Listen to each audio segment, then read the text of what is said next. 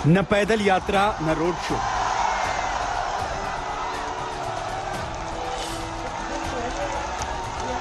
न रैलियों में भीड़ इकट्ठा करने की इजाजत और न नुक्कड़ सभाएं।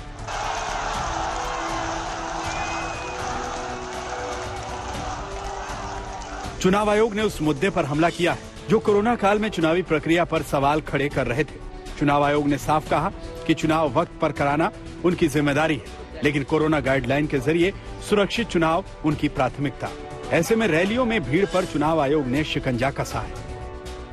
15 जनवरी तक चुनाव आयोग ने रैली, रोड शो, साइकिल यात्रा, पद यात्रा पर रोक लगाई है। डोर टू डोर कैंपेन में 5 लोगों से ज्यादा की इजाजत नहीं होगी। चुनाव आयोग ने डिजिटल प्रचार और वर्चुअल रैली पर जोर देने की बात कही है। 15 जनवरी के बाद हालात को देखते हुए रैली के लिए स्थानीय प्रशासन से पार्टियों को इजाजत लेनी होगी। हालांकि अब इस पर भी सियासत तेज हो गई है, क्योंकि एक रथ के कार्यक्रम में बड़ी संख्या में लोग आते हैं। अब इलेक्शन कमीशन ने जो नियम बनाए उन नियमों का पालन समाजवादी पार्टी करेगी और जो भी नियम उसके बाद बनेंगे उनको भी पालन कर करके चुनाव लड़ेगी। जहां तक सवाल भारतीय जनता पार्टी का है, क्योंकि डिजिटल प्लेटफॉर्म पर, चैनलों पर हावी भारतीय जनता पार्टी है, उन पर काबिलियत है या उनकी सरकारें ऐसी थी जो आज उनके पास ज्यादा स्पेस है। कम से कम इलेक्शन कमीशन ये तय करे कि जो नेशनल चैनल्स हैं उन पे रीजनल पार्टीज को भी स्पेस मिले। चुनाव आयोग के द्वारा जो गाइडलाइन दिया जाएगा उसका 100% पालन करेंगे। संगठन का मेरा ढांचा मजबूत है, चुस्त है, दुरुस्त है और मैं बूथ स्तर पर संपर्क करेंगे, लाभार्थी से संपर्क करेंगे, लोगों से क्योंकि लड़ाई कामदार नामदार की है और कामदार नामदार की लड़ाई है।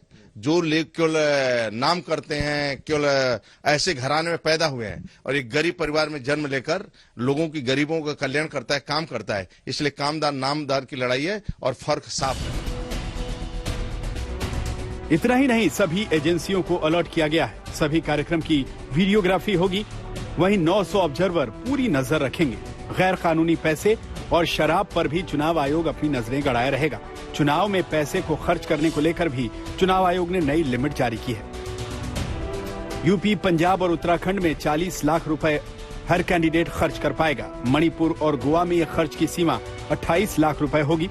उम्मीदवारों को आपराधिक जानकारी देनी होगी। उम्मीदवार ऑनलाइन नामांकन कर सकेंगे। सुविधा ऐप के जरिए ऑनलाइन नामांकन हो जाएगा।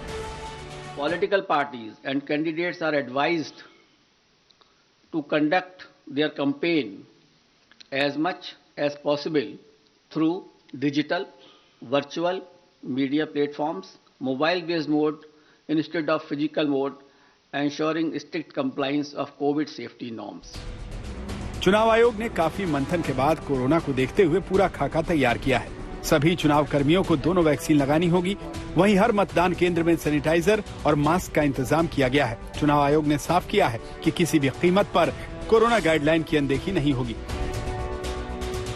690 विधानसभा सीट में मतदान के लिए 2,15,000 से ज्यादा पोलिंग बूथ तैयार किए गए हैं। पोलिंग बूथ 16% तक बढ़ाए गए हैं। वहीं पोलिंग बूथ ग्राउंड फ्लोर पर बनाए जाएंगे, जो कि पूरी तरह सैनिटाइज होंगे।